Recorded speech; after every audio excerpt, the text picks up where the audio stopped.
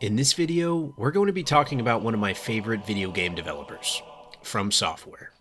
Shadow of the Erdtree is finally here, and while I'm working on some longer form content, I wanted to put out a video on my first impressions of the DLC so far. Now, I'm going to keep this video relatively spoiler free. I'm not going to show any areas of the game that weren't in the trailer, and I'll give you a heads up before we talk more in depth about one of the main early bosses. So rise, ye tarnished. Let's see how early impressions of Shadow of the Erdtree stack up to other FromSoft expansions.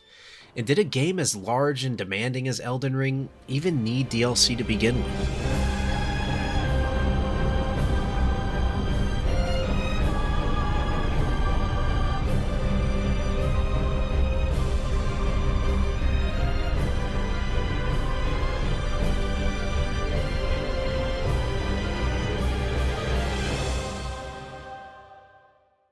Now let's tackle that last question first.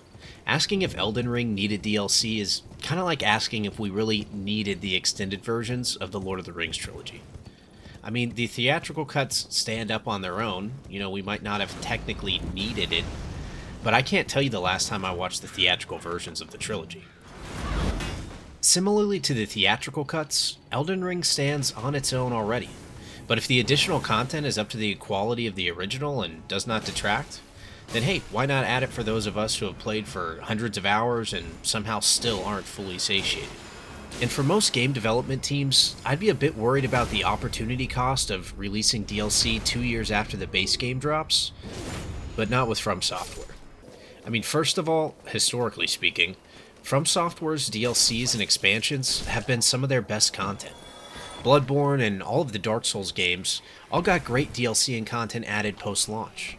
I mean, Dark Souls 2 and 3 both received multiple DLC campaigns, with Dark Souls 2 topping the list with 3 different expansions, all of which are better than most of the base game. And in terms of opportunity costs, well, let's look back at the productivity of From Software for a second. I mean, in 2009 we get Demon's Souls, and then we get Dark Souls in 2011, Dark Souls 2 in 2014, Bloodborne in 2015, Dark Souls 3 in 2016, Sekiro in 2019, Elden Ring in 2022, and that doesn't even include all of the DLC released for the games, Scholar of the First Sin edition of Dark Souls 2, and oh yeah, there's literally an entire other gaming franchise I haven't even played called Armored Core. I mean, From Software gave us the Dark Souls trilogy plus Bloodborne and Sekiro in the same amount of time that it took Rocksteady to shit out Suicide Squad. So, yeah, I'm not really worried about FromSoft delivering in terms of quality or timeliness here. But this doesn't mean that From is above reproach, and Elden Ring is certainly not a perfect game. However, I do think that the game is overall a masterpiece. But it's not flawless, it's not my favorite game of all time, and hell, it's not even my favorite From Software game. But it is absolutely a staggering achievement, and it's the most impressive game that FromSoft has made to date. But this video isn't about From Software's history or even the base game of Elden Ring, although I'd honestly love to do videos on both of those topics at a later date. But this will be more of really just an open discussion on what has quickly become the highest rated DLC of all time. Now, you wouldn't know that Shadow of the Erdtree was so critically acclaimed if you looked at the user reviews. I mean, initially on Steam, the DLC was sitting at mixed reviews. And after looking into the reasons for this, it seems that it's largely due to 2 specific issues, both of which have different levels of merit. The first and easiest to talk about is the performance, and it's the most objective critique of the DLC. Now, From Software has always been poor when it comes to performance in their games. In fact, they've never launched a game in a stable state. Literally ever. Now, this was more excusable with Demon's Souls and in the early Dark Souls era, but when we made the transition from the 360 PS3 era to the PS4 generation, it's really inexcusable to continue releasing games in the state that From has done. Now, I've been a PC gamer for a little over a decade now, because I'm really just not a fan of 30 FPS.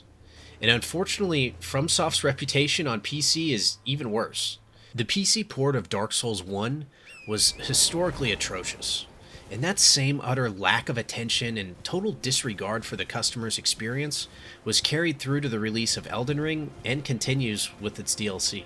Now, this brings me no joy to say, I mean, the shader compilation issues and the constant stutters in the base game of Elden Ring were incredibly annoying, especially in the initial playthrough. And I mean, to add context to this, I'm running the game on a nice PC. I'm running a 7800 X3D and a 4080 Super. I mean, it should certainly be able to handle anything Elden Ring can throw at it. But you can forget about the ray tracing that From randomly decided to add into Elden Ring about a year back, instead of spending time to actually fix the stuttering issues and frame pacing problems. I mean, if my $3,000 gaming PC can't run the game with ray tracing on, I don't know who the hell this feature was added for. But this brings us to the DLC. And unfortunately, the story regarding performance and optimization is very much the same, if not worse. Now, does all of this suck? Yeah, it sucks. I mean, poor performance for me, and I'm guessing a lot of other people, can substantially degrade an experience. However, it's not everything. In preparation for the DLC and an upcoming video I'm working on, I thoroughly replayed through all of Bloodborne. And you know what? I had an absolutely incredible time. In From Software's defense, Elden Ring sits at a 96 on Metacritic, and more importantly has sold over 25 million copies. I mean, not much incentive to switch things up there. And to be fair, I'm part of the problem. I mean, it certainly didn't stop me from buying the DLC, and I'm sure I'll be there day one ready to buy the next game that FromSoft puts out at completely substandard performance. It's just a shame because you'd really think that after so many successful and high-selling titles, that From would eventually level up their game engine or get good at putting out technically competent products. But alas, they haven't. And if anything, they're just getting worse. Now that brings up the next and even louder critique of the DLC, and that's the difficulty of the combat. So let's get into it and talk Cling Cling. Now if you've seen my first video, I talked about how I love challenging video games. Some people love to relax and unwind by curling up on the couch and watching a nice heartwarming movie. Well, not me. I relax and unwind by relentlessly slamming my head against the boss wall over and over again until inevitably one of two things happens. They die or I quit because the game is unfair. Andy Bernard does not lose contests, he wins them. Or he quits them because they're unfair. But is it actually unfair? I mean, how much of Elden Ring's difficulty comes from its plethora of great enemies and tight gameplay and mechanics, and how much of it comes from poor enemy or boss design and bad hitbox registration? Now I'm sure that the answer will vary drastically depending on who you ask. And in a game like Elden Ring with so many dedicated players and massive build variety, everyone is going to have a different experience with each encounter. And in order to level things out for the DLC, From Software used a mechanic that will be somewhat familiar to anyone who's played Sekiro. There are now revered Spirit Ash blessings that boost health and power of summons, as well as Shadow Tree fragments that offer base damage increase, as well as damage negation. Many people have been pronouncing this as Skadu Tree or Skadu Tree, but I recently learned that Skadu in Old English is pronounced Shadow, so they really should be called Shadow Tree fragments, and also it just makes more sense with the story and the lore. At the time of recording the video, From Software just patched Elden Ring and adjusted the damage gained for each fragment to be more generous for players. If you have all 20 levels of the Shadow Tree Blessing, you're looking at over 100% damage increase and a huge boost to defense. And you're going to need it, because these enemies are tough, and not just the bosses and the mini-bosses. A lot of the mob overworld enemies you fight will easily take you out if you aren't paying attention. I mean, an endgame level 160 character isn't normally too threatened by early area mobs, but the very first enemy that you fight in the DLC sets the tone. And it feels like Miyazaki really took it personally when people said that Elden Ring was one of the easiest Souls games. Now personally, I'm a big fan of the difficulty, and if you use all of the tools that From Software gives you, it's really not that big of a spike from the base game. Now I have two different characters going through the DLC at the moment. One of my characters I'm playing with friends and using summons when I feel like it. I use the Bolt of Grandsax if I want to end an encounter quickly, and it's just good fun to partake in some jolly cooperation. And on the other character, I'm only using melee weapons and not using any summons. And let me tell you, they are vastly different experiences. Now, anyone who tells you not to use summons or that it's the game's, quote, easy mode is just completely wrong. It's not the game's easy mode, it's the game's normal mode. Now, if you want to artificially cripple yourself by not using certain items or weapons or summons like I sometimes do, then that's the game's hard mode. But it's certainly not how Elden Ring was intended or even designed to be played. Elden Ring is not like earlier Souls games when it comes to boss design, and that couldn't be more true than in the DLC. I mean, gone are the days of most players being able to practice for a bit and then 1v1 a boss. The game is balanced around using summons, and bosses are intentionally designed to be aggressive enough to handle multiple threats in a single fight. Coming into Elden Ring already required a mind shift adjustment, and the DLC ramps that up even further. I mean, you can't play Elden Ring the same way that you played Dark Souls 1. Enemies are faster, more aggressive, hit harder, have smaller punishing windows, more HP. Many of them require multiple successful parries before a riposte. I mean, the same tried and true strategy of rolling boss combos and then attacking once there is an opening is just far more difficult now. Bosses don't have the same stamina or FP limitations that players do. And to be fair, I mean, none of the games really truly work this way, but to me it just feels most evident when I'm playing Elden Ring. The thing is that I don't think that enemies necessarily have to have the same limitations as the player. I mean, we are after all fighting godlike beings or large animals or... Oh god, not again! I guess what I'm trying to say is that I don't mind the difficulty and aggression of the bosses. I mean, just because you've beaten all of the Souls games without using a summon doesn't mean that you can't use them in Elden Ring or the DLC if you're having trouble. And let me tell you something, you will have trouble if you decide to play this game on, quote, hard mode, or not use all the tools that you're given. It's going to require patience, practice, and persistence. Now, this is some of people's favorite part about From Software games, and honestly, I get it. I mean, it can be incredibly rewarding to challenge a boss and come out victorious in a 1v1 battle. I mean, far more so than with summons in my opinion. But the one gripe that I have is that in order to accomplish a feat like that in the DLC, it's likely going to take you an hour or hours of practice and dying over and over again to memorize enemy attack patterns. And while this is certainly doable, it's never been as unforgiving or challenging as it is in Shadow of the Erdtree. Now I want to give a slight spoiler warning. If you don't want to see this fairly early boss fight or what it looks like, then go ahead and click away. But honestly, it's probably one of the least cool boss fights in the entire DLC. But before we start talking about any specific bosses, I want to provide a little context for my thought process. So I've been playing Souls games since Demon's Souls on the PS3. Now I was a wee lad at the time, so I didn't end up getting very far, and the Souls games ended up passing me by. But then one December evening in 2014, I discovered Dark Souls 2. And honestly, I'm so glad that I started with that one, because the games only get better from there. Needless to say, after Dark Souls 2, I was hooked. And thanks to Dark Souls 1 and Bloodborne, I stayed hooked. I mean, From Software had quickly become my favorite game developer of all time, and Dark Souls 3, Sekiro, and Elden Ring have only further cemented their place in my mind. So I just wanted to let you know where my opinions and thoughts are coming from, because they're just that, opinions. Now, with that said, we're going to talk about a single boss that encapsulates.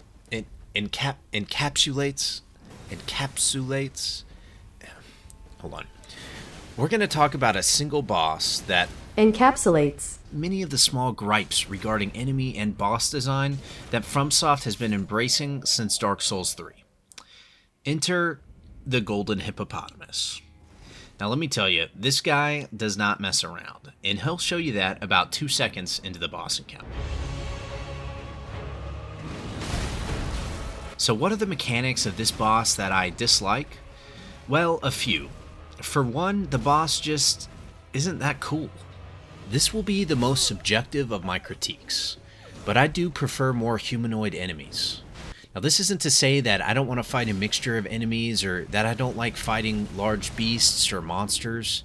There are just so many massive animal-like enemies that are not nearly as fun to fight as the smaller, more interesting foes that you can clearly see and maneuver around with.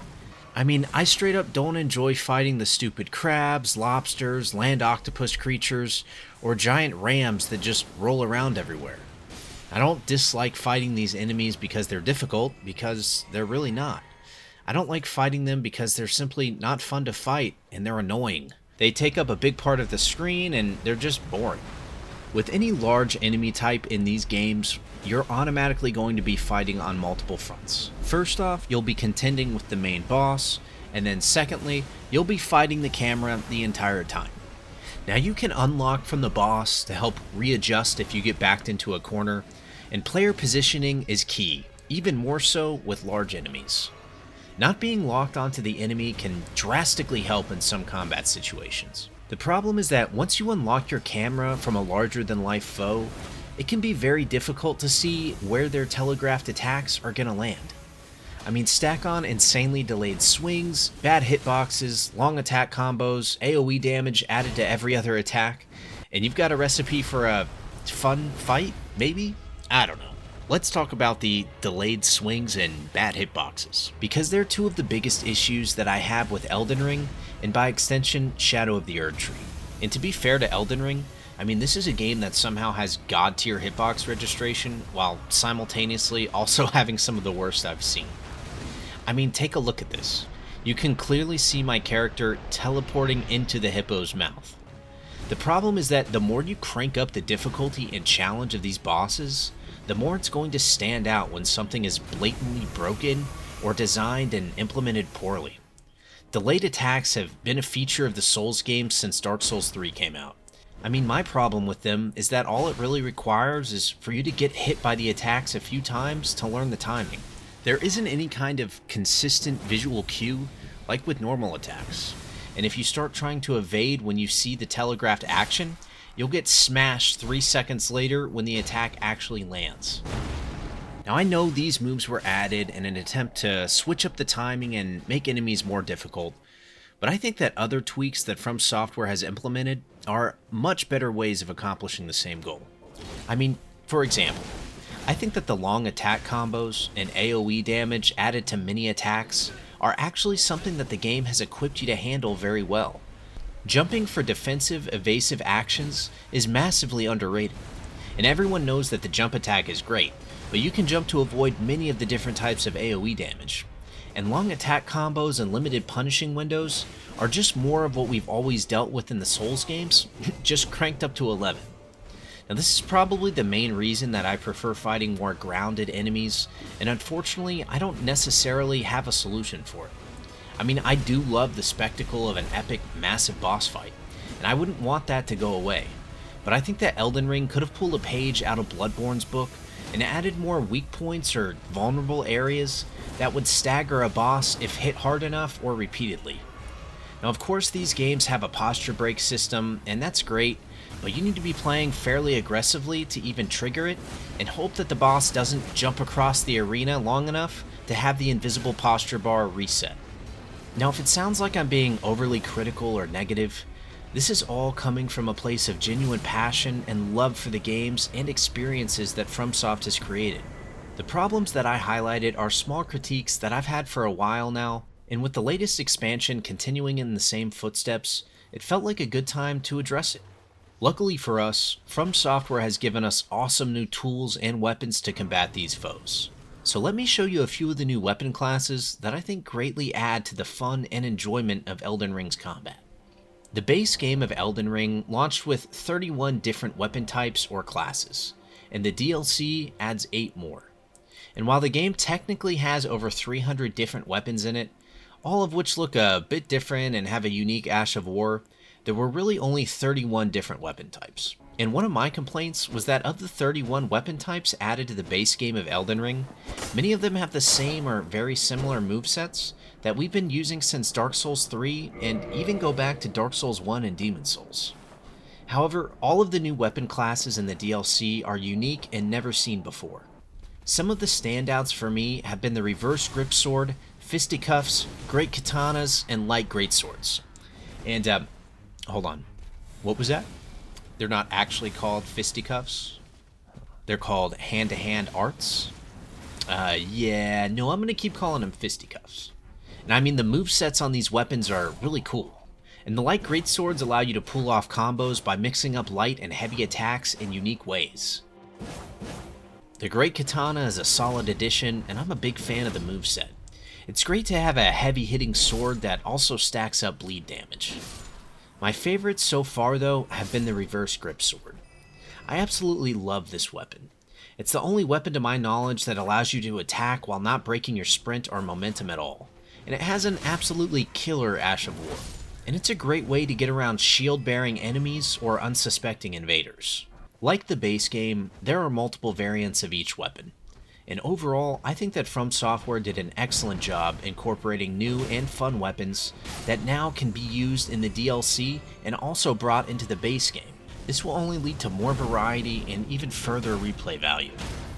And if there's one area that I think that From Software did even better than the new weapon variety, it's the overall world design and layout of the Shadow Realm. And while I was harsh earlier on the performance of the game, it can't be understated how stellar From Software is in terms of their art direction. One of the reasons that the performance is so baffling and frustrating is that if you get down to a granular level with Elden Ring, it's not a very graphically impressive game. It's honestly about on par in terms of texture quality, draw distance, and lighting as a AAA game from 2015. And if you don't believe me, compare it to the Demon's Souls remake that came out 2 years earlier. However, and this is a big however, Elden Ring's scale and art direction completely make up for this in my opinion. In fact, I'd say that this is an area where Elden Ring is truly unparalleled. The Shadow Realm is vibrant and just dripping with atmosphere. Everywhere you explore and look is just a joy to take in, because it's so unique and intentionally designed. Without spoiling anything, the improvements and adjustments made to the side content like caves and catacombs are a huge improvement, and in my opinion, I can't wait to see them iterate even further on this idea in future titles. Now, we've known for a while that Miyazaki likes to undersell the length of his games. Before Elden Ring came out, he famously said that it would take around 30-ish hours to beat. Now, I don't know about you, but my first playthrough came in well over 100 hours. And granted, I like to take my time with things and explore the world fully, but I can't imagine any normal player beating Elden Ring in 30 hours on their first playthrough. And in similar fashion, Miyazaki said that Shadow of the Erdtree would be, quote, about the size of Limgrave, unquote. And it is absolutely not. It is much larger. The overall map looks to be about twice the size of Limgrave, and it's much more densely packed. The verticality on display in Shadow of the Erdtree is really impressive to see. And when comparing the Shadow Realm to the base game of Elden Ring, it can honestly be a bit jarring. The Shadow Realm almost feels like a greatest hits of all the different Souls-like areas, and they are all interconnected and woven together brilliantly. If a smaller, denser, and more compact world design is the direction that From Software is moving in, then I'm fully on board for that. In a future video, I'd love to dive deeper into From Software's world and level design, because it's a big part of why I love these games so much and why they're such an engrossing experience. One of the main draws to a Souls-like game for me is the incredible feeling of adventure and accomplishment while exploring the world or finding a secret or a shortcut that loops back to a previously discovered area. It makes the world feel immersive, and that it was actually designed by someone to be a realistic space to inhabit. For me, From Software games are really like no other games out there, and the Shadow of the Erdtree DLC exemplifies this masterfully. And it's not perfect. I mean, nothing really is. We're not talking about The Witcher 3 here. But Miyazaki and From Software have done it again, and they truly continue the trend of releasing DLC that is in many ways even better and more refined than the base game itself. Well, if you made it this far, thanks for checking out the video. This was in no way a comprehensive review of Elden Ring or Shadow of the Erdtree. It was more of my initial thoughts and impressions after completing it, as well as some critiques I've had of the series for a while now. I'm currently working on a couple longer form videos that I hope to have out soon, so if that's of any interest to you, be sure to subscribe and like the video. It helps out a lot. And until next time, remember, stay foul, ye tarnished.